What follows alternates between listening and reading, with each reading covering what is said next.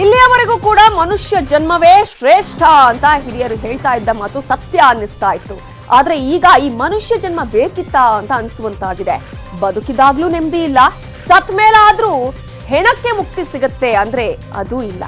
Corona ಕಟ್ಟಿ ಹಾಕ್ತೀವಿ ಅಂತ ಎದೆ ತಟ್ಟಿ ಹೇಳೋ ಸರ್ಕಾರದ ಎಡವಟ್ಟುಗಳ ಸರಮಾಲೆ ಕೂಡ ನಿಲ್ತಾ ಇಲ್ಲ.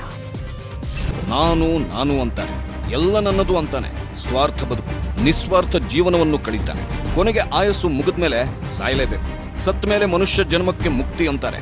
ಆದ್ರೆ ಕೊರೋನಾ ಬಂದು ಸತ್ರೆ ಮುಕ್ತಿ ಸಿಗೋದಿರ್ಲಿ.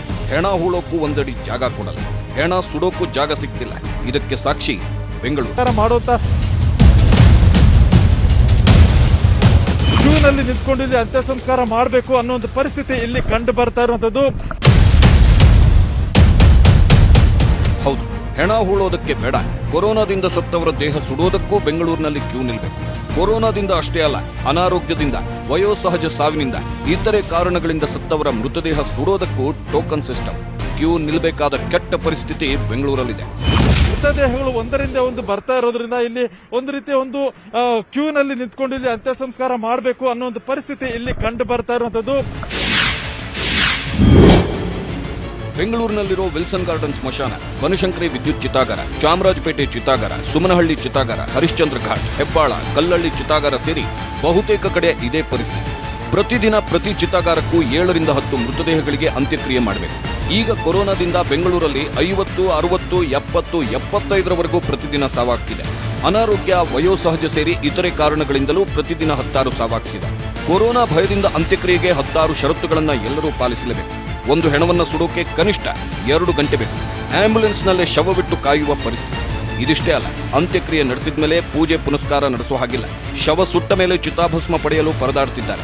11ನೇ ದಿನದ ಸೂತಕ ಕಳೆಯೋ ಕಾರ್ಯಕ್ಕೂ ಅರ್ಚಕರು ಮುಂದೆ ಬರ್ತಿಲ್ಲ. ನೋಡಿದ್ರಲ್ಲ, ಕೊರೋನಾ ಕಾಲದಲ್ಲಿ ಹೇಗೆ ಸತ್ರು ಶವಕ್ಕೆ ಮುಕ್ತಿ ಸಿಗ್ತಿಲ್ಲ ಅನ್ನೋದಂತೂ ಸ್ಪಷ್ಟ. ಇದೆಲ್ಲ ಒಂದ್ ಕಡೆ ಆದ್ರೆ, ಕೊರೋನಾ ಸೋಂಕಿತರನ್ನ ಬಿಬಿಎಂಪಿಯವರು ನಿರ್ಲಕ್ಷ್ಯ ಮಾಡ್ತಾನೆ ಇದ್ದಾರೆ. ಬಿಬಿಎಂಪಿ ಬೇಜವಾಬ್ದಾರಿಗೆ ಇವತ್ತು ಇನ್ನೊಂದು ಸಾವಾಗಿದೆ. ವಿವಿಪುರಂನಲ್ಲಿ ಒಂದೇ ಕುಟುಂಬದ 3 ಸೋಂಕು ಬಂದಿತ್ತು. 4 ದಿನಗಳ ಹಿಂದೆ ಬಿಬಿಎಂಪಿಗೆ ಕರೆ ಮಾಡಿತ್ತು. ಈಗ ಬರ್ತೀವಿ, ಆಗ ಬರ್ತೀವಿ ಅಂತ 4 ದಿನ ತಳ್ಳಿದ್ರು. ಇವತ್ತು ಉಸಿರಾಟದ ಸಮಸ್ಯೆಯಿಂದ ಮಹಿಳೆ ಜೀವ ಬಿಟ್ಟಿದ್ದಾಳೆ. ಶವ ತಗೊಂಡು ಹೋದ ಬಿಬಿಎಂಪಿಯವರು ಮನೆಯಲ್ಲಿದ್ದ 2ರನ್ನ ಕ್ವಾರಂಟೈನ್ ಮಾಡಿದ್ದಾರೆ.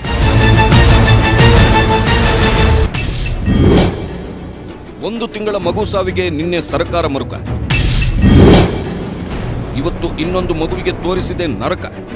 1 ತಿಂಗಳ ಮಗುವಿಗೆ ಕೊರೋನಾ ಇರಲಿಲ್ಲ. ಹೃದಯ ಸಂಬಂಧಿ ಸಮಸ್ಯೆ ಅಂದ್ರು 38 ಗಂಟೆಗಳ ಕಾಲ 10 ಆಸ್ಪತ್ರೆಯವರು ಅಲ್ಲಿಂದಿಲ್ಲಿಗೆ, ಇಲ್ಲಿಂದಲ್ಲಿಗೆ ಅಲೆದಾಡಿಸಿದ್ರು.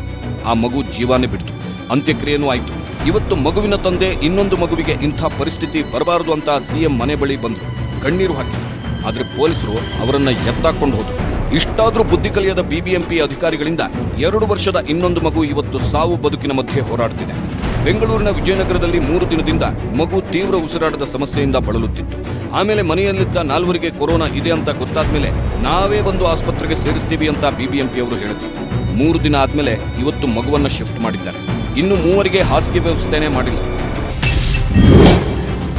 ಕೊರೋನಾ ಇಲ್ಲ, ಆಟೋದಲ್ಲೇ ಆಕ್ಸಿಜನ್. 7-8 ಆಸ್ಪತ್ರೆಗೆ ಅಲೆದಾಡಿದ ನತದೃಷ್ಟ. ಸೌತ್ ಅಂಡ್ ಸರ್ಕಲ್ನಲ್ಲಿ ನಡೆದ ಅಮಾನವೀಯ ಘಟನೆ ಇದು. 7-8 ಆಸ್ಪತ್ರೆಗೆ ಹೇಗೆ ಅಲೆದಾಡಿಸಿದ್ರು, ಹೇಗೆ ನರಕ ತೋರಿಸಿದ್ರು ಅನ್ನೋದನ್ನ ಅವ್ರ ಬಾಯಲ್ಲೇ ಕೇಳಿ. ಬೆಳಗ್ಗೆ 8 ಗಂಟೆಗೆ ಸೆಂಟ್ ಜಾನ್ ಹಾಸ್ಪಿಟ್ಲಿಗೆ ಹೋದ್ವಿ. ಅಲ್ಲಿಂದ ಕಿದ್ವಾಯಿಗೆ ಬಂದ್ವಿ. ಜಯದೇವ್ಗೆ ಹೋದ್ವಿ. ಜಯದೇವದಿಂದ ಕೃಷ್ಣಾಶ್ರಮಕ್ಕೆ ಹೋದ್ವಿ. ಕೃಷ್ಣಾಶ್ರಮದಿಂದ ಸಂಜಯ್ ಗಾಂಧಿ ಬಂದ್ವಿ. ಸಂಜಯ್ ಗಾಂಧಿಯಿಂದ ರಾಜೀವ್ ಗಾಂಧಿ ಬಂದ್ವಿ. ರಾಜೀವ್ ಗಾಂಧಿಯಿಂದ ಬೆಂಗಳೂರು ಹಾಸ್ಪಿಟ್ಲಿಗೆ ಹೋದ್ವಿ. ಬೆಂಗಳೂರಿಂದ ಇಲ್ಲಿ ಬಂದು ನಿಂತಿದೀವಿ ಸರ್. ಸ್ವಾಧೀನ ಇಲ್ಲದವನಿಗೆ ನರಕ. ರಸ್ತೆಯಲ್ಲೇ ಒದ್ದಾಡಿದ ಯುವಕ. ಆಂಬ್ಯುಲೆನ್ಸ್ ಚಾಲಕರಿಗೂ ಕಂಟಕ. ನೋಡಿ, ಮೊದಲ ದೃಶ್ಯ ಮೈಸೂರಿನಲ್ಲಿ ಪಾರ್ಶ್ವವಾಯುಗೆ ತುತ್ತಾದವರನ್ನ ಆಂಬ್ಯುಲೆನ್ಸ್ನಲ್ಲಿ ಆಸ್ಪತ್ರೆಯಿಂದ ಆಸ್ಪತ್ರೆಗೆ ಅಲೆದಾಡಿಸಿದ್ರು. ಕೈಕಾಲು ಸ್ವಾಧೀನ ಇಲ್ಲದಿದ್ರೂ ಇಎಸ್ಐ ಇಲ್ಲ ಅಂತ ನರಕ ತೋರಿಸಿದ್ರು. ಕೊನೆಗೆ ಜಿಲ್ಲಾಧಿಕಾರಿ ಅಭಿರಾಮ್ ಜಿ ಶಂಕರ್ ಹೇಳಿದ ಮೇಲೆ ಆಸ್ಪತ್ರೆಗೆ ಸೇರಿಸಿಕೊಂಡ್ರು. 2ನೇ ದೃಶ್ಯ ನೋಡಿ, ಗದಗದ ಬೆಟಗೇರಿಯಲ್ಲಿ ರಸ್ತೆ ಮಧ್ಯೆ ಯುವಕ ಒದ್ದಾಡ್ತಿದ್ರು. ಯಾರೊಬ್ಬರು ಸಹಾಯಕ್ಕೆ ಬರಲಿಲ್ಲ. ಆಂಬ್ಯುಲೆನ್ಸ್ಗೆ ಫೋನ್ ಮಾಡಿದ್ರೆ 3 ಗಂಟೆ ಲೇಟ್ ಆಗಿ ಬಂತು. ಇದಕ್ಕಿಂತ ದುರಂತ ಅಂದ್ರೆ, ಕೊರೋನಾ ಸೋಂಕಿಗೆ ತುತ್ತಾದವರನ್ನ ಶವ ಸಾಗಿಸೋ ಆಂಬ್ಯುಲೆನ್ಸ್ ಚಾಲಕರು ಅದೇ ಗಾಡಿಯಲ್ಲಿ ಊಟ ನಿದ್ರೆ ಮಾಡಬೇಕಾದ ಕೆಟ್ಟ ಸ್ಥಿತಿ ಇದೆ. ಹೇಳ್ತಾ ಹೋದ್ರೆ ಸರ್ಕಾರದ ಎಡವಟ್ಟುಗಳು ಮುಂದೊಂದು ದಿನ ಗಿನ್ನಿಸ್ ದಾಖಲೆ ಸೇರಿದ್ರೂ ಅಚ್ಚರಿ ಪಡಬೇಕಿಲ್ಲ. ಸೊ ಕೊರೋನಾ ಕಮ್ಮಿ ಆಗೋವರೆಗೂ ಪ್ಲೀಸ್ ಮನೆಯಲ್ಲೇ ಇರಿ, ಹುಷಾರಾಗಿರಿ, ಮಾಸ್ಕ್ ಧರಿಸಿ, ಸಾಮಾಜಿಕ ಅಂತರ ಕಾಪಾಡಿ. Bureau report, news 18 Kannada. ಗೊತ್ತಾಯ್ತಲ್ಲ ಸರ್ಕಾರದ ಸಿದ್ಧತೆ ಯಾವ ರೀತಿ ಆಗಿದೆ, ಸರ್ಕಾರ ಯಾವ ರೀತಿಗೆ ಎಲ್ಲಾ ರೀತಿಯಲ್ಲೂ ಕೂಡ ನಾವು ಕ್ರಮ ಕೈಗೊಂಡಿದ್ದೇವೆ ಅಂತ ಹೇಳೋದಕ್ಕೆ ಇಷ್ಟೊಂದು ದೃಶ್ಯಗಳನ್ನ ತೋರಿಸಿದೀವಿ. ಜೊತೆಗೆ ಇಂತಹ ಸಾಕಷ್ಟು ಘಟನೆಗಳು ನಡೀತಾ ಇದೆ. ಇನ್ನು ಕರ್ನಾಟಕದಲ್ಲಂತೂ ಕೊರೋನಾ ರಣಕೇಕೆ ಮುಂದುವರೆದಿದೆ. ಇವತ್ತೂ ಸಹ ಸೋಂಕಿತರ ಸಂಖ್ಯೆ 4,000 ಗಡಿ ದಾಟಿದೆ. ಕಳೆದ 24 ಗಂಟೆಯಲ್ಲಿ ರಾಜ್ಯದ ಈವರೆಗಿನ ಅತಿ ಹೆಚ್ಚಿನ 4,537 ಪಾಸಿಟಿವ್ ಕೇಸ್ ಪತ್ತೆಯಾಗಿದೆ. ಬೆಂಗಳೂರು ಒಂದರಲ್ಲೇ ಇವತ್ತು 2,125 ಮಂದಿ ಹೊಸ ಸೋಂಕಿತರು ಪತ್ತೆಯಾಗಿದ್ದಾರೆ. ಕಳೆದ 24 ಗಂಟೆಯಲ್ಲಿ ರಾಜ್ಯದಲ್ಲಿ ಒಟ್ಟು 93 ಮಂದಿ ಕೊರೋನಾದಿಂದಾಗಿ ಸಾವನ್ನಪ್ಪಿದ್ದು, ಬೆಂಗಳೂರಲ್ಲೇ 49 ಮಂದಿ ಸೋಂಕಿತರು ಪ್ರಾಣ ಬಿಟ್ಟಿದ್ದಾರೆ. ರಾಜ್ಯದಲ್ಲಿ ಸೋಂಕಿತರ ಸಂಖ್ಯೆ ಈ ಮೂಲಕ 59,652ಕ್ಕೆ ಏರಿಕೆಯಾಗಿದೆ. ಬೆಂಗಳೂರಲ್ಲಿ ಸೋಂಕಿತರ ಸಂಖ್ಯೆ 29,621ಕ್ಕೆ ಏರಿಕೆಯಾಗಿದೆ. ರಾಜ್ಯದಲ್ಲಿ ಈವರೆಗೆ 1,240 ಮಂದಿ ಕೊರೋನಾದಿಂದ ಸಾವನ್ನಪ್ಪಿದ್ರೆ, ಬೆಂಗಳೂರಲ್ಲಿ ಸಾವನ್ನಪ್ಪಿದವರ ಸಂಖ್ಯೆ 631ಕ್ಕೆ ಏರಿಕೆಯಾಗಿದೆ. ಬೆಂಗಳೂರು ಬಿಟ್ಟರೆ 10 ಜಿಲ್ಲೆಗಳಲ್ಲಿ ಕೊರೋನಾ ಶತಕ ಬಾರಿಸಿದೆ.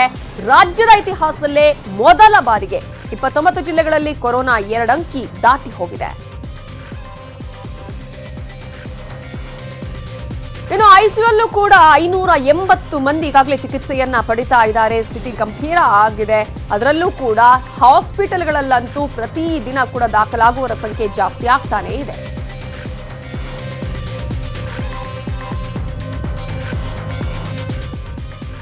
ಇನ್ನು ಹಾಗಿದ್ರೆ ರಾಜ್ಯದ ಇತಿಹಾಸದಲ್ಲೇ ಮೊದಲ ಬಾರಿಗೆ ಸೋಂಕಿನ ಶತಕ ಬಾರಿಸಿದ 10 ಜಿಲ್ಲೆಗಳು ಯಾವ್ಯಾವುದು ಅನ್ನೋದನ್ನ ನಾವು ತೋರಿಸ್ತಾ ಹೋಗ್ತೀವಿ. ಟಾಪ್ 10 ಶತಕದ ಜಿಲ್ಲೆಗಳು ಒಂದೊಂದಾಗಿ ನೋಡ್ತಾ ಹೋಗೋಣ. ಮೊದಲನೇದಾಗಿ ಬೆಂಗಳೂರು ಬಿಟ್ರೆ ಆ ನಂತರದ ಸ್ಥಾನ ಹೋಗ್ತಾ ಇರುವಂತದ್ದು ದಕ್ಷಿಣ ಕನ್ನಡ ಜಿಲ್ಲೆಗೇನೆ. ಇಲ್ಲಿ ಒಟ್ಟು ಕೇಸ್ಗಳನ್ನ ನೋಡಿದ್ರೆ 3,306 ಒಟ್ಟು ಕೇಸ್ಗಳಿದೆ. ಇವತ್ತು ಒಂದೇ ದಿನ ಬರೋಬ್ಬರಿ ಯಾವತ್ತೂ ದಾಖಲಾಗದಂತಹ ಕೇಸ್ಗಳು ಪತ್ತೆಯಾಗಿದೆ. 509 ಕೇಸ್ಗಳು ಇವತ್ತು ಒಂದೇ ದಿನ ದಕ್ಷಿಣ ಕನ್ನಡದಲ್ಲಿ ಪತ್ತೆಯಾಗಿರೋದು, ದೃಢಪಟ್ಟಿರೋದನ್ನ ನಾವು ಗಮನಿಸಬಹುದು. ಈ ಮೂಲಕ ದಕ್ಷಿಣ ಕನ್ನಡ ಈಗ 2ನೇ ಜಿಲ್ಲೆಯಾಗಿದೆ. ಮತ್ತೊಂದು ಜಿಲ್ಲೆ ಅಂದ್ರೆ ಧಾರವಾಡ ಈಗಾಗಲೇ ಟಾಪ್ ಸೆಕೆಂಡ್. ಅಂದ್ರೆ ಬೆಂಗಳೂರು ಬಿಟ್ಟು ನಾವು ಹೇಳೋದಾದ್ರೆ ಧಾರವಾಡ ಜಿಲ್ಲೆ 1917 ಒಟ್ಟು ಪ್ರಕರಣಗಳಾದ್ರೆ ಇವತ್ತಿನ ಪ್ರಕರಣ 186 ಪ್ರಕರಣಗಳು ಇವತ್ತು ಒಂದೇ ದಿನ ದಾಖಲಾಗಿದೆ. 3 ಅಂಕಿಯ ನಂಬರ್ನ ಜಿಲ್ಲೆಗಳನ್ನೇ ನಾವು ನೋಡ್ತಾ ಇದ್ದೀವಿ. ನಂತರದ ಜಿಲ್ಲೆ ವಿಜಯಪುರ. ವಿಜಯಪುರದಲ್ಲಿ ಒಟ್ಟು ಪ್ರಕರಣಗಳು 1414 ಆದ್ರೆ ಇವತ್ತು ಒಂದೇ ದಿನ ದಾಖಲಾದಂತಹ ಕೇಸ್ಗಳ ಸಂಖ್ಯೆ 176 ಪ್ರಕರಣಗಳು ಇವತ್ತು ಒಂದೇ ದಿನ ದಾಖಲಾಗಿದೆ. ಆ ನಂತರದ ಸ್ಥಾನ ಹೋಗೋದು ಬಳ್ಳಾರಿಗೆ. ಬಳ್ಳಾರಿಯಲ್ಲಿ ಈವರೆಗೂ ಕೂಡ ಒಟ್ಟು ಪ್ರಕರಣಗಳಿರೋದು 2,355 ಆದ್ರೆ ಇವತ್ತು ಒಂದೇ ದಿನ ದಾಖಲಾದ ಪ್ರಕರಣಗಳು 155. ಆ ನಂತರದ ಜಿಲ್ಲೆಯನ್ನ ನಾವು ನೋಡೋದಾದ್ರೆ ಬೆಳಗಾವಿ. ಬೆಳಗಾವಿಯಲ್ಲಿ ಒಟ್ಟು ಕೇಸ್ಗಳಿರೋದು 926 ಆದ್ರೆ ಇವತ್ತು ಒಂದೇ ದಿನ ದಾಖಲಾದಂತಹ ಕೇಸ್ಗಳ ಸಂಖ್ಯೆ 137. ಎಲ್ಲವೂ ಕೂಡ 3 ಅಂಕಿಯ ನಂಬರ್ ಇರೋದನ್ನೇ ನಾವು ಗಮನಿಸಬಹುದು. ಆ ನಂತರದ ಜಿಲ್ಲೆ ಉತ್ತರ ಕನ್ನಡ. ಉತ್ತರ ಕನ್ನಡದಲ್ಲಿ ಈಗಾಗಲೇ 1,016 ಪ್ರಕರಣಗಳಿದೆ. ಜೊತೆಗೆ 116 ಪ್ರಕರಣ ಇವತ್ತು ಒಂದೇ ದಿನ ದಾಖಲಾಗಿರೋದನ್ನ ನಾವು ಗಮನಿಸಬಹುದು. ನಂತರದ ಜಿಲ್ಲೆ ಶಿವಮೊಗ್ಗ. ಶಿವಮೊಗ್ಗದಲ್ಲಿ ಈಗಾಗಲೇ 729 ಒಟ್ಟು ಕೇಸ್ಗಳಿದ್ರೆ 114 ಕೇಸ್ಗಳು ಇವತ್ತು ಒಂದೇ ದಿನ ದಾಖಲಾಗಿರೋದನ್ನ ನಾವಿಲ್ಲಿ ನೋಡಬಹುದು. ಹಾಗೇನೆ ನಂತರದ ಜಿಲ್ಲೆ ಉಡುಪಿ. ಉಡುಪಿಯಲ್ಲಿ ಇವತ್ತು 109 ಪ್ರಕರಣಗಳು ದಾಖಲಾಗಿದೆ. 2,089 ಒಟ್ಟು ಪ್ರಕರಣಗಳಿದೆ. ಹಾಗೇನೆ ಚಿಕ್ಕಬಳ್ಳಾಪುರವನ್ನ ನೋಡೋದಾದ್ರೆ ಚಿಕ್ಕಬಳ್ಳಾಪುರದ ನಂಬರ್ ನಾವು ನೋಡೋಣ. ಚಿಕ್ಕಬಳ್ಳಾಪುರದಲ್ಲಿ 705 ಒಟ್ಟು ಪ್ರಕರಣಗಳಿದೆ. 107 ಪ್ರಕರಣಗಳು ಇವತ್ತು ದಾಖಲಾಗಿರೋದನ್ನ ನಾವು ಗಮನಿಸಬಹುದು. ಹೀಗೆ ಪ್ರತಿ ಜಿಲ್ಲೆ ಕೂಡ ಈಗ ಆತಂಕಕ್ಕೆ ಕಾರಣ ಆಗ್ತಾ ಇದೆ. ಮುಂದಿನ ಜಿಲ್ಲೆ ಮೈಸೂರು. ಮೈಸೂರಲ್ಲಿ 1,514 ಪ್ರಕರಣಗಳು ಒಟ್ಟಾರೆ ಪ್ರಕರಣಗಳಿದ್ರೆ 101 ಪ್ರಕರಣಗಳು ಇವತ್ತು ಒಂದೇ ದಿನ ದಾಖಲಾಗಿರೋದನ್ನ ಗಮನಿಸಬಹುದು. ಇವೆಲ್ಲವೂ ಕೂಡ ಟಾಪ್ 10 ಜಿಲ್ಲೆಗಳನ್ನ ನಾವು ಹೇಳ್ತಾ ಇದೀವಿ. ಅತ್ಯಂತ ಹೆಚ್ಚು ಪ್ರಕರಣಗಳು ದಾಖಲಾದಂತಹ ಟಾಪ್ 10 ಡಿಸ್ಟ್ರಿಕ್ಟ್ಸ್. ಆದ್ರೆ ಇವತ್ತು ಒಂದೇ ದಿನ ರಾಜ್ಯದಲ್ಲಿ 29 ಜಿಲ್ಲೆಗಳಲ್ಲೂ ಕೂಡ ಪ್ರಕರಣಗಳು ದಾಖಲಾಗಿರೋದನ್ನ ನಾವು ಗಮನಿಸ್ತಾ ಇದೀವಿ. ಕೆಲವೊಂದು ಜಿಲ್ಲೆಗಳಲ್ಲಿ 80, 82 ಇಂತಹ ಪ್ರಕರಣಗಳು ದಾಖಲಾಗಿದೆ. ಆಲ್ರೆಡಿ ನಾವು ಹೇಳಿದ ಹಾಗೆ ಬೇರೆ ಬೇರೆ ಪ್ರಕರಣಗಳ ಸಂಖ್ಯೆಯನ್ನ ನೋಡಿದ್ರೆ ಇಡೀ ಕರ್ನಾಟಕ ಅಂತೂ ಪ್ರಕರಣಗಳ ಸಂಖ್ಯೆ ಜಾಸ್ತಿ ಆಗ್ತಾ ಇರೋದನ್ನ ನಾವು ಗಮನಿಸಬಹುದು. ಅದೇ ಕಾರಣಕ್ಕಾಗಿ ಹೇಳ್ತಾ ಇರೋದು, ನಿಮ್ಮ ಹುಷಾರಲ್ಲಿ ನೀವಿರಿ, ಸರ್ಕಾರ ಕೂಡ ಏನು ಮಾಡೋದಕ್ಕೆ ಆಗೋದಿಲ್ಲ ಅನ್ನುವಂತಹ ಮಾತನ್ನ ಹೇಳಿದೆ, ದೇವರೇ ಕಾಪಾಡಬೇಕು ಅನ್ನುವಂಥದ್ದನ್ನ. ಕೊರೋನಾ ನರಕ ಯಾತನೆಯನ್ನ ನಾವು ತೋರಿಸ್ತಾನೆ ಇದ್ದೀವಿ. ಈ ಯಮ ಯಾತನೆಗೆಲ್ಲ ಸರ್ಕಾರ ಯಾವಾಗ ಮುಕ್ತಿ ಕೊಡುತ್ತೋ ಅಂತೂ ಗೊತ್ತಿಲ್ಲ. ಬಟ್ ಸರ್ಕಾರ ಬುಧವಾರದ ಒಳಗೆ ಎಲ್ಲ ಸಮಸ್ಯೆಗೂ ಮುಕ್ತಿ ಕೊಡಿಸುತ್ತಂತೆ. ಇದನ್ನ ನಾವು ಹೇಳ್ತಾ ಇಲ್ಲ, ಇವತ್ತು ಸಿಎಂ ಜೊತೆ ಸಭೆ ನಡೆಸಿದ ಸಚಿವರೇ ಹೇಳಿದ್ದು.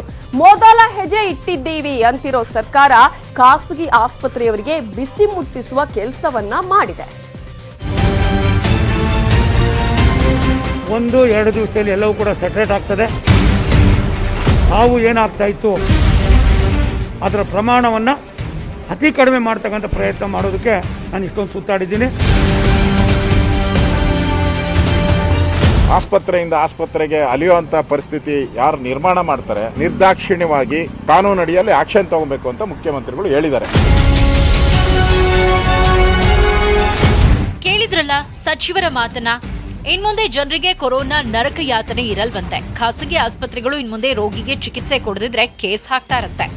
ಈಗಿರುವ ಸಮಸ್ಯೆಗಳೆಲ್ಲ ಬುಧವಾರದ ಒಳಗೆ ಬಗೆಹರಿಸ್ತಾರಂತೆ.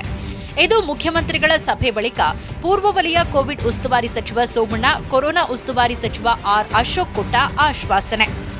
1-2 ದಿವಸದಲ್ಲಿ ಎಲ್ಲವೂ ಕೂಡ ಸೆಟ್ರೇಟ್ ಆಗ್ತದೆ.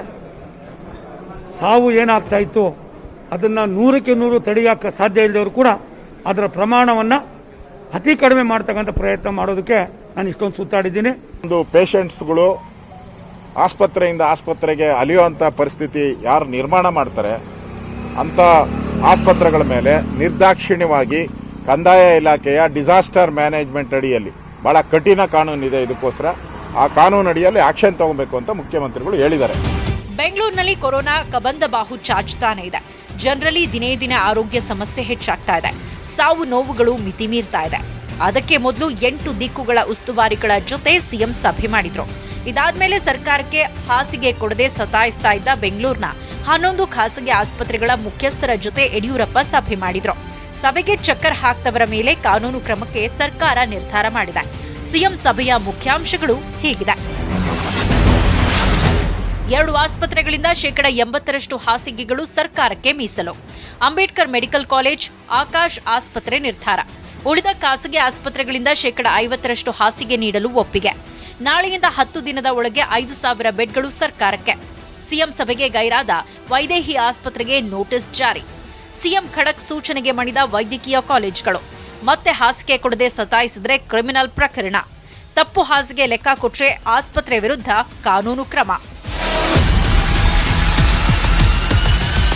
ಇದಿಷ್ಟೇ ಅಲ್ಲ, ಹೈಕೋರ್ಟ್ ಛೀಮಾರಿ ಹಾಕದ ಮೇಲೆ ಬಿಬಿಎಂಪಿ ಫುಲ್ ಟೈಮ್ ಆಯುಕ್ತರಾಗಿ ಅನಿಲ್ ಕುಮಾರ್ ಬದಲು ಮಂಜುನಾಥ್ ಪ್ರಸಾದ್ರನ್ನ ಮುಖ್ಯಮಂತ್ರಿಗಳು ನೇಮಕ ಮಾಡಿದ್ದಾರೆ. ಸಚಿವರು ಸಹಮತ ವ್ಯಕ್ತಪಡಿಸಿದ್ದಾರೆ. ನೂತನ ಆಯುಕ್ತ ಮಂಜುನಾಥ್ ಪ್ರಸಾದ್ ಕೂಡ ಕೊರೋನಾ ಕಟ್ಟಿ ಹಾಕಲು ಬೇಕಾದ ರಿಪೋರ್ಟ್ ರೆಡಿ ಮಾಡಿದ್ದಾರೆ. ಮಂಜುನಾಥ್ ಪ್ರಸಾದ್ ಅವರು ಫುಲ್ ಟೈಮ್ ಕಾರ್ಪೊರೇಷನ್ ಬಿಬಿಎಂಪಿಯ ಆಯುಕ್ತರಾಗಿ ಫುಲ್ ಟೈಮ್ ಕೆಲಸ ಮಾಡ್ತಾರೆ. ಆ ಆದೇಶವನ್ನ ಮುಖ್ಯಮಂತ್ರಿಗಳು ಹೊರಡಿಸಿದ್ದಾರೆ. ಇನ್ನು ಬೆಂಗಳೂರು ನಗರದಲ್ಲಿ ಹೆಚ್ಚುತ್ತಿರುವಂತಹ ಕೋವಿಡ್-19 ಕೇಸಸ್ಗಳನ್ನು ನಿಯಂತ್ರಣ ಮಾಡೋದಕ್ಕೆ ಹಲವಾರು ಕ್ರಮಗಳನ್ನು ಮುಂದೆ ಕೈಗೊಳ್ತೇವೆ. ಸಾವೊಂದು ಕಾರಣದಿಂದ ಟೆಸ್ಟ್ಗಳಲ್ಲಿ ಎಷ್ಟಾಗ್ತಾ ಇದೆ, ಎಲ್ಲೆಲ್ಲಿ ಕಡಿಮೆ ಇದೆ, ಅವರ್ಸ್ ಅಥವಾ ಇದರಲ್ಲಿ ರಿಪೋರ್ಟ್ ಬರ್ತಾ ಇದೆ, ಅದರಲ್ಲಿ ಏನು ತೊಂದರೆಗಳಿದೆ ಆ ತೊಂದರೆಗಳನ್ನ ಸರಿಪಡಿಸೋದಕ್ಕೆ ಏನು ಕ್ರಮ ಕೊಡಬೇಕು ಈಗ ಬಂದಿದ್ದೇನೆ, ಇವೆಲ್ಲ ನೋಡ್ಬಿಟ್ಟು ರಿವ್ಯೂ ಮಾಡಿಬಿಟ್ಟು ಆಮೇಲೆ ಕ್ರಮ ಕೈಗೊಳ್ತೀವಿ. ಬೆಂಗಳೂರಲ್ಲಿ ಕೊರೋನಾ ಮಹಾಸ್ಫೋಟ ಆಗ್ತಿದ್ದಂತೆ ಸರ್ಕಾರ ಈಗೀಗ ಫುಲ್ ಅಲರ್ಟ್ ಆಗ್ತಾ ಇದೆ. ಇನ್ಮುಂದೆ ಸಮಸ್ಯೆಗಳಾಗಲ್ಲ ಅಂತ ಸಿಎಂ ಜೊತೆ ನಡೆದ ಸಭೆ ಬಳಿಕ ಭರವಸೆ ಕೊಟ್ಟಿದ್ದಾರೆ. ಆಡಿದ ಮಾತನ್ನ ಉಳಿಸ್ಕೊಳ್ತಾರಾ ಇಲ್ಲ ಇದು ಬರೀ ಆಶ್ವಾಸನೆ ಮಾತ್ರನಾ ಅನ್ನೋದು ಇನ್ಮುಂದೆ ಗೊತ್ತಾಗತ್ತೆ. ಸರ್ಕಾರ ಏನಾದ್ರೂ ಮಾಡ್ಲಿ, ಬಟ್ ಜನರ ಸಹಕಾರ ಅಗತ್ಯ. ನಿಮ್ಮ ಹುಷಾರಲ್ಲಿ ನೀವಿರಿ, ಇಷ್ಟೇ ನಮ್ಮ ಕಾಳಜಿ. Bureau report, news 18 Kannada. ಸರ್ಕಾರ ಇದೇ ರೀತಿಯಾಗಿ ಮಾತುಗಳನ್ನ ಆಡ್ತಾನೆ ಹೋದ್ರೆ, ಖಂಡಿತವಾಗ್ಲೂ ಕೂಡ ಕಠಿಣ ಕ್ರಮವನ್ನ ತೆಗೆದುಕೊಳ್ಳದೆ ಹೋದ್ರೆ, ಜನ ಈಗಾಗಲೇ ಬರ್ತಾ ಇದ್ದಾರಲ್ಲ ಸಿಎಂ ಮನೆ ಮುಂದೆ ಆಗಿರ್ಬೋದು ಪ್ರೊಟೆಸ್ಟ್ ಮಾಡೋದು, ಅಲ್ಲೇ ಬಂದಿರುವಂತಹ ಪ್ರಯತ್ನಗಳಾಗ್ತಿದೆಯಲ್ಲ, ಅದು ಎಲ್ಲರ ಮನೆ ಮುಂದೆ ಆಗತ್ತೆ. ಸಚಿವರುಗಳ ಮನೆ ಮುಂದೆ ಕೂಡ ನೀವು ಹುಷಾರಾಗಿರ್ಬೇಕಾಗತ್ತೆ. ಜೊತೆಗೆ ಜನ ಕೂಡ ಈಗಾಗಲೇ ಎಚ್ಚರಿಕೆಯಿಂದ ಇರಬೇಕಾಗತ್ತೆ. ಏನೋ ಸರ್ಕಾರದ ಎಡವಟ್ಟುಗಳ ಸರಮಾಲೆ ಹೆಚ್ಚಾಗ್ತಾ ಇದೆ ನಿಜ. ಅಲ್ಲೊಂದು ಇಲ್ಲೊಂದು ಒಳ್ಳೆ ಕೆಲಸನೂ ಆಗ್ತಾ ಇದೆ, ಇಲ್ಲ ಅಂತ ಹೇಳ್ತಾ ಇಲ್ಲ. ಅದನ್ನ ತೋರಿಸೋದು ನಮ್ಮ ಕೆಲಸ. ಬೆಂಗಳೂರು ಸೇರಿದಂತೆ ರಾಜ್ಯದ ಹಲವು ಕಡೆ ಇವತ್ತಿನಿಂದ ಅಧಿಕೃತವಾಗಿ ಮೊಬೈಲ್ ಕೊರೋನಾ ಟೆಸ್ಟಿಂಗ್ ಲ್ಯಾಬ್ಗೆ ಚಾಲನೆ ಸಿಕ್ಕಿದೆ. ನಿಮ್ಮ ಮನೆಯಲ್ಲಿ ವಯಸ್ಸಾದವರಿದ್ರೆ, ಅವರಿಗೆ ಕೊರೋನಾ ಲಕ್ಷಣಗಳು ಏನಾದರೂ ಇದ್ರೆ 14410 ಈ ಹೆಲ್ಪ್ ಲೈನ್ಗೆ ನೀವು ಕಾಲ್ ಮಾಡಿ, ಅಥವಾ ನಿಮ್ಮ ಮನೆ ಹತ್ರನೇ ಮೊಬೈಲ್ ಲ್ಯಾಬ್ ಬಂದು ಕೊರೋನಾ ಪರೀಕ್ಷೆ ಮಾಡಿ ರಿಪೋರ್ಟ್ ಅನ್ನ ಕೊಡ್ತಾರೆ. ಇನ್ನು ಮುಂಬೈ ಧಾರಾವಿ ಸ್ಲಂನಲ್ಲಿ ಕೊರೋನಾ ಕಟ್ಟಿ ಹಾಕಿದ ಮಾದರಿಯಲ್ಲೇ ಮೈಸೂರಿನ ಎನ್ಆರ್ ಕ್ಷೇತ್ರದಲ್ಲೂ ಮನೆ ಮನೆ ಸರ್ವೆ ಶುರುವಾಗಿದೆ. 15 ಸರ್ವೆಯ ಟೀಮ್ ಕೊರೋನಾ ಟೆಸ್ಟಿಂಗ್ ಅನ್ನ ಶುರು ಮಾಡಿದೆ. ಹಾಗೆಯೇ ಶಿವಮೊಗ್ಗದಲ್ಲೂ ಕೊರೋನಾ ವಿರುದ್ಧ ಹೋರಾಡಲು ಆಯುರ್ವೇದ ಕಿಟ್ ವಿತರಣೆಗೆ ನಿರ್ಧರಿಸಲಾಗಿದೆ. ಶಿವಮೊಗ್ಗ ನಗರದ 85,000 ಮನೆ 4 ಲಕ್ಷದ ಜನರಿಗೆ ಡಾಕ್ಟರ್ ಗಿರಿಧರ್ ಕಜಿ ಅವರ ಸಲಹೆಯಂತೆ ಕಿಟ್ ಕೊಡೋದಕ್ಕೆ ಸರ್ಕಾರ ತೀರ್ಮಾನವನ್ನ ಕೈಗೊಂಡಿದೆ. ಒಂದ್ ಕಡೆ ಕೊರೋನಾ ಅಂತೂ ದಿನದಿಂದ ದಿನಕ್ಕೆ ಜಾಸ್ತಿ ಆಗ್ತಾ ಇದ್ರೆ ರಾಜಕೀಯ ನಾಯಕರ ಕೆಸರೆರಚಾಟ ಈ ಸಂದರ್ಭದಲ್ಲೂ ಕೂಡ ಜೋರಾಗ್ತಾ ಇದೆ. ವೆಂಟಿಲೇಟರ್ ಖರೀದಿಯಲ್ಲಿ ಬ್ರಹ್ಮಾಂಡ ಭ್ರಷ್ಟಾಚಾರವೇ ನಡೆದಿದೆ ಅಂತ ಕೆಪಿಸಿಸಿ ಅಧ್ಯಕ್ಷ ಡಿಕೆ ಶಿವಕುಮಾರ್ ಸರ್ಕಾರದ ವಿರುದ್ಧ ವಾಗ್ದಾಳಿ ಮಾಡಿದ್ದಾರೆ. ತಮಿಳುನಾಡಿನಲ್ಲಿ ಒಂದು ವೆಂಟಿಲೇಟರ್ಗೆ 4.78 ಲಕ್ಷ ಕೊಡಲಾಗಿದೆ. ಆದರೆ ಇದೇ ವೆಂಟಿಲೇಟರ್ಗೆ ಕರ್ನಾಟಕದಲ್ಲಿ 18.20 ಲಕ್ಷ ಹಣ ಕೊಟ್ಟಿದ್ದಾರೆ. ಪಿಪಿ ಕಿಟ್ ಹಾಗೂ ಬೆಡ್ ಖರೀದಿಯಲ್ಲೂ ಹಗರಣ ನಡೆದಿದೆ. ಇದಕ್ಕೆಲ್ಲ ಬಿಜೆಪಿ ನಾಯಕರು ಉತ್ತರ ಕೊಡಬೇಕು ಅಂತ ಕಿಡಿಕಾರಿದ್ದಾರೆ. ಈ ಮಧ್ಯೆ ಪ್ರಾಯೋಗಿಕವಾಗಿ 650 ಹಾಸಿಗೆ ಖರೀದಿಸಿದ ಪ್ರಿಯಾಂಕ್ ಖರ್ಗೆ ರಾಯಚೂರು, ಕಲಬುರಗಿ ಸೇರಿದಂತೆ ಹಲವು ಕಡೆ ಇದನ್ನ ರವಾನಿಸಿದ್ದಾರೆ. ಕೇವಲ 850 ರೂಪಾಯಿಗೆ ಒಂದು ಬೆಡ್ ಕೊಡ್ಲಿಕ್ಕೆ ತಯಾರಿದ್ದಾರೆ. ಒಂದಿನಕ್ಕೆ 800 ರೂಪಾಯಿ ಬಾಡಿಗೆ ತೆಗೆದುಕೊಳ್ಳಿಕ್ಕೆ ಹೊರಟಿತ್ತು. ಸರ್ಕಾರ ಗಮನ ಸೆಳೀತಾ ಇದ್ದೇನೆ. ಇದೇನು ಹಾಸಿಗೆ ದಿಂಬು ಎಲ್ಲ ಸೇರಿದ್ರೆ 1000 ರೂಪಾಯಿ 1100 ರೂಪಾಯಿಗೆಲ್ಲ ಮುಗಿದೋಗ್ಬಿಡ್ತದೆ. ಒಳ್ಳೆ ಈಗಾಗಲೇ ನಮ್ಮ ಪ್ರಿಯಾಂಕ್ ಖರ್ಗೆ ಅವರು 100 ಬೆಡ್ ಅನ್ನ ರಾಯಚೂರಿಗೆ ಕಳ್ಸಿಕೊಡ್ತಾ ಇದ್ದಾರೆ. 550 ಬೆಡ್ ಅನ್ನ ಕಲಬುರಗಿಗೆ ಕಳ್ಸಿಕೊಡ್ತಾ ಇದ್ದಾರೆ. ಈ ಬೆಡ್ ಅನ್ನು ಕೂಡ ತೆಗೆದುಕೊಳ್ಬಹುದು. ಬೇಕಾದ್ರೆ ಸರ್ಕಾರಕ್ಕೂ ಕೂಡ ಒಂದು ಗಿಫ್ಟ್ ಅನ್ನ ಕಳ್ಸಿ. ಒಂದು ಕಡೆ ಕೊರೋನಾದ ಮಳೆ ಆಗ್ತಾ ಇದ್ರೆ ಇನ್ನೊಂದು ಕಡೆ ಈಗ ಮಹಾ ಮಳೆ ಪ್ರತಿ ಒಂದು ಜಿಲ್ಲೆಯಲ್ಲೂ ಕೂಡ ಈಗ ನೋಡೋದಕ್ಕೆ ಸಿಗ್ತಾ ಇದೆ. ಹಾಗಾದ್ರೆ ಏನಾಗಿದೆ ಇವತ್ತು ಅನ್ನೋದನ್ನ ನಾವೇ ಹೇಳ್ತೀವಿ. ಬ್ರೇಕ್ ಆಗಿತ್ತು. ಶೀತಗಾಳಿ ಹೆಚ್ಚಾದ್ರೆ ಕೊರೋನಾಗೆ ಹಬ್ಬ. ರಾಜ್ಯದಲ್ಲಿ ಸುರಿತಾ ಇರುವ ಈ ಮಹಾ ಮಳೆ ಇದೆಯಲ್ಲ, ಜನರನ್ನ ಇನ್ನಿಲ್ಲದಂತೆ ಕಾಡೋದಿಕ್ಕೆ ಶುರುವಾಗಿದೆ. ಕೊರೋನಾ ಹೊತ್ತಲ್ಲೇ ವರುಣನೂ ಅಬ್ಬರಿಸೋಕೆ ಶುರು ಮಾಡಿದ್ದಾನೆ.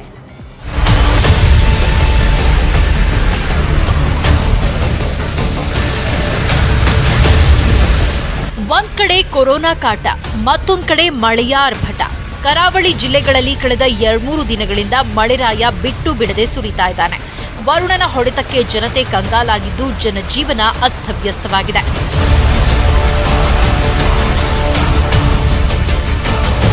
ಉತ್ತರ ಕನ್ನಡ ಜಿಲ್ಲೆಯಲ್ಲಿ ಮಹಾಮಳೆ ಕಡಿಮೆಯಾಗೋ ಹಾಗೆ ಕಾಣ್ತಿಲ್ಲ. ಕಳೆದ 3 ದಿನದಿಂದ ನಿರಂತರವಾಗಿ ಬೀಳ್ತಾ ಇರೋ ಮಳೆಯಿಂದಾಗಿ ಸಮುದ್ರದ ಅಲೆಗಳು ಹುಚ್ಚೆದ್ದು ಕುಣಿತಾ ಇವೆ. ಇದರಿಂದಾಗಿ ಕಡಲ ತೀರದ ಜನ ಜೀವ ಕೈಲಿ ಹಿಡಿದು ದಿನ ದೂಡ್ತಿದ್ದಾರೆ.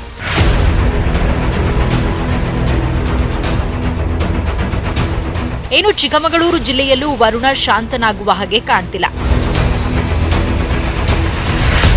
ಅತ್ತ ದಕ್ಷಿಣ ಕನ್ನಡ ಜಿಲ್ಲೆಯಲ್ಲೂ ಹಗಲು ರಾತ್ರಿ ಎನ್ನದೆ ಮಳೆ ಸುರಿತಾ ಇದ್ದು ಮುಂದಿನ 48 ಗಂಟೆಗಳ ಕಾಲ ಆರೆಂಜ್ ಅಲರ್ಟ್ ಘೋಷಿಸಲಾಗಿದೆ.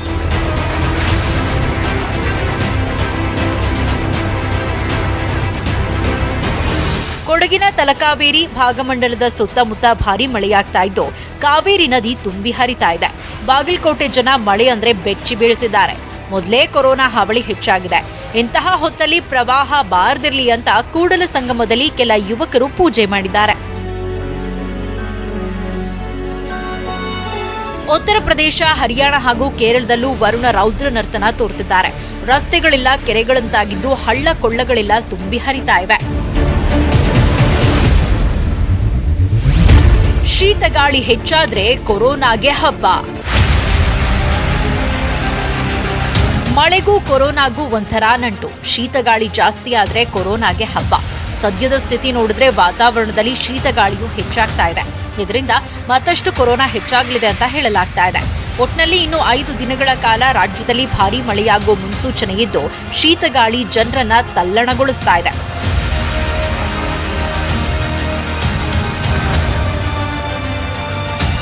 Bureau report, news 18 Kannada. Weather ಕೂಡ ಕೊರೋನಾ ಹೆಚ್ಚಾಗೋದಕ್ಕೆ ಕಾರಣ ಆಗುತ್ತೆ ಅಂತ ತಜ್ಞರು ಹೇಳಿದ್ದಾರೆ. ನಿಮ್ಮ ಎಚ್ಚರಿಕೆಯಲ್ಲಿ ನೀವಿರಿ. ಇನ್ನು ರಾಮ ಮಂದಿರಕ್ಕೆ ಶಿಲಾನ್ಯಾಸ ನೆರವೇರಿಸುವುದಕ್ಕೆ ಪ್ರಧಾನಿ ನರೇಂದ್ರ ಮೋದಿ ಅವರಿಗೆ ರಾಮ ಜನ್ಮಭೂಮಿ ತೀರ್ಥಕ್ಷೇತ್ರ ಟ್ರಸ್ಟ್ ಆಹ್ವಾನವನ್ನ ಕೊಟ್ಟಿದೆ. ಆಗಸ್ಟ್ 3 ಮತ್ತು 5ರಲ್ಲಿ ಒಂದು ದಿನವನ್ನ ನಿರ್ಧಾರ ಮಾಡಿ ಅಂತ ಪ್ರಧಾನಿಗೆ ಮನವಿ ಮಾಡಿದ್ದಾರೆ. ಈ 2 ದಿನದಲ್ಲಿ ಒಂದು ದಿನ ರಾಮ ಮಂದಿರ ನಿರ್ಮಾಣಕ್ಕೆ ಶಿಲಾನ್ಯಾಸ ನೆರವೇರುವ ಸಾಧ್ಯತೆ ಇದೆ. ಇವತ್ತಿನ ವಿಡಿಯೋ ಸಂವಾದದಲ್ಲಿ ಪೇಜಾವರ ಮಠದ ವಿಶ್ವಪ್ರಸನ್ನ ತೀರ್ಥ ಸ್ವಾಮೀಜಿ ಕೂಡ ಭಾಗಿಯಾಗಿದ್ರು. ರಾಮ ಜನ್ಮಭೂಮಿ ತೀರ್ಥಕ್ಷೇತ್ರ ಟ್ರಸ್ಟ್ನ ಒಂದು ಮೀಟಿಂಗ್ ಇವತ್ತು ನಡೆದಿದೆ. ಪ್ರಬೋಧಿನಿ ಏಕಾದಶಿಯಿಂದ ಮೊದಲುಗೊಂಡು ಗೀತಾ ಜಯಂತಿ ಏಕಾದಶಿ ತನಕ ಸುಮಾರು ನವೆಂಬರ್ 25ರಿಂದ ಡಿಸೆಂಬರ್ 25ರ ತನಕ ವ್ಯಾಪಕವಾಗಿ ದೇಶದಲ್ಲಿ ಆಂದೋಲನವನ್ನು ಮಾಡಲಾಗತ್ತೆ. ಆದಷ್ಟು ಬೇಗ ಆ ಭೂಮಿ ಪೂಜನೆಯ ದಿವಸವನ್ನು ತೀರ್ಮಾನ ಮಾಡಲಾಗತ್ತೆ. ಏನಿದ್ದರೂ 15 ದಿವಸದ ಮುಂಚೆ ಆ ದಿವಸ ಡಿಕ್ಲೇರ್ ಆಗತ್ತೆ, ಎಲ್ಲರಿಗೂ ತಿಳಿಸಲ್ಪಡುತ್ತೆ. ಇನ್ನುಳಿದ ಸುದ್ದಿ